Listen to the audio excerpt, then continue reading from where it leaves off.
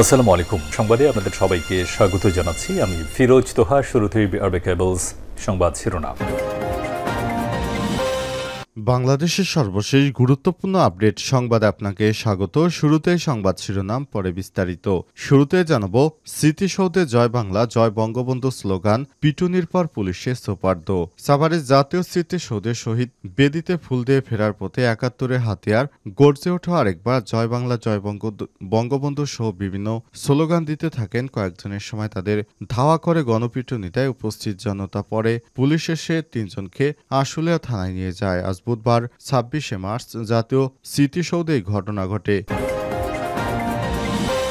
এরপর জানাবো, ১৪৪ ধারা ভঙ্গ করে শহীদ মিনারে বিএনপির নেতাকর্মীরা। চট্টগ্রামের মিরসরায় ১৪৪ ধারা ভেঙে উপজেলা কেন্দ্র শহীদ মিনারে ফুল দিয়ে শ্রদ্ধা নিবেদন করেছে মিরসরাই উপজেলা পরিষদের সাবেক চেয়ারম্যান ও চট্টগ্রাম উত্তর জেলা বিএনপির যুগ্ম আহ্বায়ক নুরুল আমিন সমর্থিত নেতাকর্মীরা।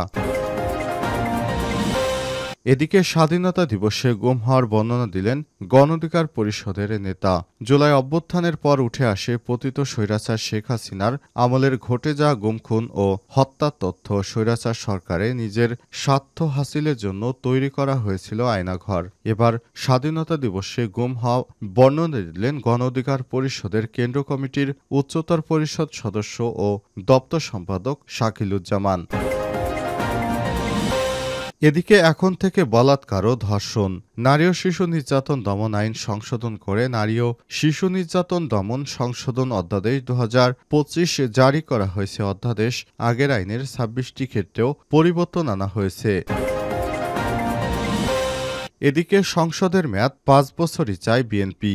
জাতীয় সংসদের মেয়াদ ৪ বছর করতে চেয়েছিল সংস্কার কমিশন, তবে এখানে আপত্তি জানিয়ে ৫ বছর রাখার কথা জানিয়েছে বিএনপি। সংসদ নির্বাচনে প্রতিদ্বন্দ্বিতা করার ন্যূনতম বয়স ২১ বছর করার সংবিধান চায় না দলটি। প্রধানমন্ত্রীর অবস্থায় তিনি যে রাজনৈতিক দলের প্রধান ও সংসদের নেতা হতে পারবেন না, এটাতেও বিএনপি একমত নয়। যেখানে যেখানে বিএনপির স্বার্থে আঘাত, সেখানেই তারা একমত হতে পারছে না।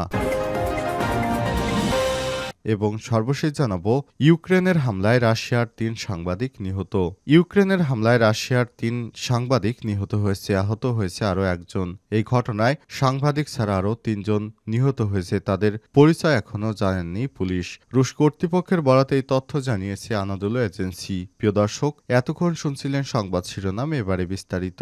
তবে তার আগে বন্ধুরা, অনুরোধ থাকবে সংবাদটিতে একটি লাইক দিন। এই চ্যানেলে আপনি নতুন হয়ে থাকলে আমাদের সংবাদটি দেখতে দেখতে চ্যানেলটি সাবস্ক্রাইব করে রাখুন। কমেন্ট করে বন্ধুরা আপনার মূল্যবান মতামত জানিয়ে দিন আপনি বিশ্বের কোন দেশ থেকে বা বাংলাদেশের কোন স্থান থেকে আমাদের সংবাদটি দেখছেন এবং শুনছেন। এবারে বিস্তারিত। স্মৃতিসৌধে জয় বাংলা স্লোগান জয় বঙ্গবন্ধু স্লোগান পিটুনির পর পুলিশের সোপার্দ।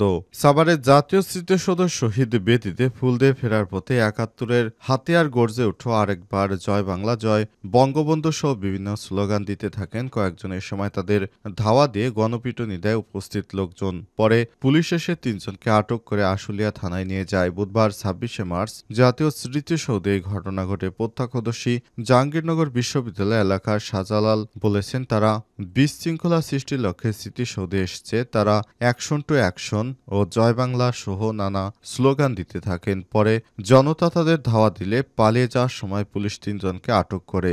জীবন হাওলাদার নামে একজন বলেন, আমরা মুক্তিযুদ্ধের সপক্ষে শক্তি, আমরা স্বাধীনতার সপক্ষে শক্তি। আমরা স্মৃতিসৌধে এসেছি জয় বাংলা জয় বঙ্গবন্ধু বলে স্লোগান দিয়েছি। আমরা কোনো বাধার সম্মুখীন হইনি। নিজেকে মুক্তিযোদ্ধার সন্তান পরিচয় দিয়ে বরগুনা জেলা সদর থানার আমির মুসল্লি বলেন, যেহেতু আমরা মুক্তিযোদ্ধা কমান্ডো কাউন্সিল, আমাদের বাধা দেওয়ার তো কোনো প্রশ্নই আসে না। আমরা এখানে আসতেই পারি। জয় বাংলা জয় বঙ্গবন্ধু স্লোগান দেয়া ব্যক্তিদের মধ্যে একজন বলেন, আজকে স্বাধীনতা দিবসে আমরা স্বাধীনতাকে বিকৃতি হিসেবে দেখতে পেয়েছি। দ্বিতীয় স্বাধীনতা বলে কোনো কথা নেই। সাভার সার্কেলের অতিরিক্ত পুলিশ সুপার মোহাম্মদ শাহিনুর রহমান কালবেলাকে বলেছেন, কতিপয় লোকজন বিশৃঙ্খলা সৃষ্টির জন্য স্মৃতিসৌধে এসেছিলেন। তারা নিষিদ্ধ সংগঠনের বিভিন্ন স্লোগান দিচ্ছিলেন। পরে পুলিশ তিনজনকে আটক করে থানায় নিয়ে যায়। বাকিরা দৌড়ে সেখান থেকে পালিয়ে গেছে। তাদেরকেও ধরার জন্য পুলিশ প্রস্তুত রয়েছে বলে জানান তারা।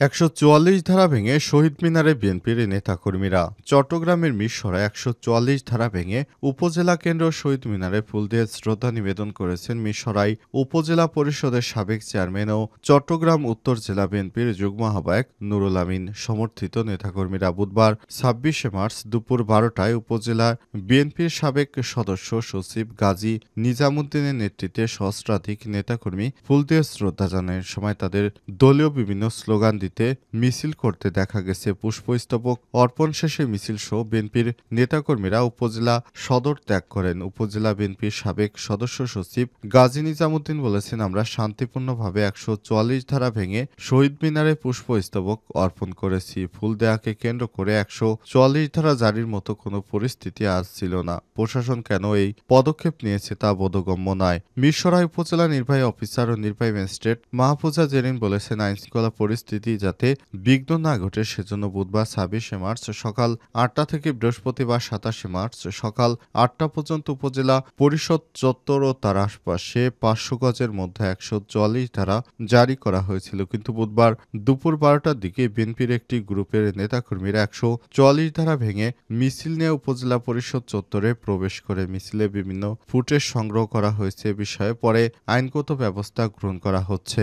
এর আগে 26 মার্চকে ঘিরে বিএনপির দুই গ্রুপের সংঘর্ষকে কেন্দ্র করে উপজেলা পরিষদ চত্বর ও তার আশপাশে 500 গজের মধ্যে 144 ধারা জারি করে উপজেলা প্রশাসন। উল্লেখিত এলাকায় কোনো ধরনের সভা সমাবেশ, মিছিল, গণজমায়েত, বিস্ফোরক দ্রব্য, আগ্নেয়াস্ত্র, দেশীয় অস্ত্র বহন সহ একত্রে 5 জন বা তার বেশি লোকজন চলাচল নিষিদ্ধ ঘোষণা করা হয়। এ সময় আইনশৃঙ্খলা বাহিনীও তাদের দায়িত্ব পালন করবে। তবে বিএনপির নেতাকর্মীরা 144 ধারা আইনকে ভঙ্গ করে তারা তাদের নিজেদের মতো করে স্মৃতিসৌধে ফুল দিয়ে শ্রদ্ধা জানিয়েছেন। স্বাধীনতা দিবসে গুম হওয়ার বর্ণনা দিলেন গণ অধিকার পরিষদের নেতা।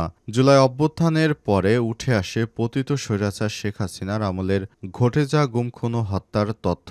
স্বৈরাচার সরকার নিজের স্বার্থ হাসিলের জন্য তৈরি করা হয়েছিল আয়নাঘর। এবার স্বাধীনতা দিবসে গুম হওয়া বর্ণনা দিলেন গণ অধিকার পরিষদের কেন্দ্র কমিটির উচ্চতর পরিষদ সদস্য দপ্তর সম্পাদক শাকিলুজ্জামান। বুধবার 26 মার্চ শাকিলুজ্জামান স্বাক্ষরিত এক সংবাদ বিজ্ঞপ্তিতে এই তথ্য জানানো হয়েছে।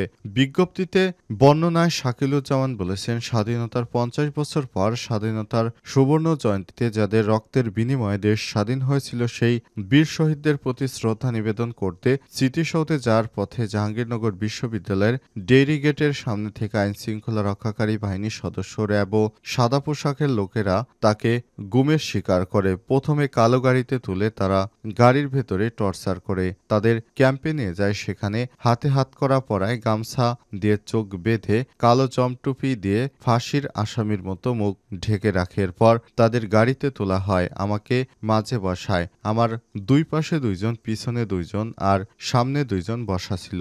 তিনি আরো বলেন, চোখে কিছু দেখা যাচ্ছিল না। আমার দুই পাশে যে 2 জন বসা তাদের অস্ত্রের শব্দ শোনা যায়। পিছন আর সামনে আরো 4 জন বসা। তাদের কথা দ্বারা বোঝা যায় তারা আমাকে কোথায় নিয়ে যাচ্ছে তাও বলছে না। তারা তাদের নামটা পর্যন্ত ডাকে না, মামা বলে সম্বোধন করে। কোথায় আছে, কোথায় নিয়ে যাচ্ছে জায়গাটার নাম পর্যন্ত বলে না। এরকম অবস্থায় গাড়ির মধ্যে 4 ঘন্টার মতো ছিলাম। এরপর তারা গাড়ি থেকে নামালো। গামছা দিয়ে চোখ বাঁধা, কালো ফাঁসির জমটুপি পরা থাকার কারণে বাইরে কোনো কিছু দেখার সুযোগ ছিল না। আমাকে 2 জন ধরে নিয়ে যাচ্ছিল।